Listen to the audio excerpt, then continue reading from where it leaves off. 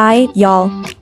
Today, we're cooking up something delicious and easy, shumai and rice, all in one go. First, grab a cup of 2 of rice. No need to be precise, just toss it into the rice cooker and give it a quick rinse. We're not trying to be fancy, just getting rid of the extra starch. Next, add some water. Here's a little trick, aim for about twice as much water as rice. Use your middle finger to measure. If the water hits that first line on your finger, you're good to go. Or just eyeball it, it's tough to mess this up.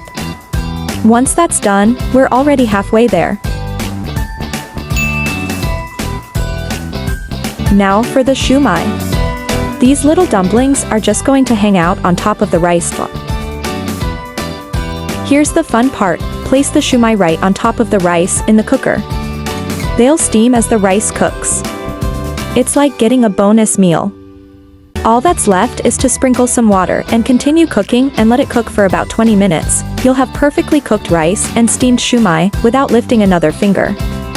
Just look at that, soft, fluffy rice and tasty shumai, all from one pot. Add a splash of soy sauce, and you're all set. So easy, so good. Next time you want something delicious without all the fuss, just remember, your rice cooker's got your back.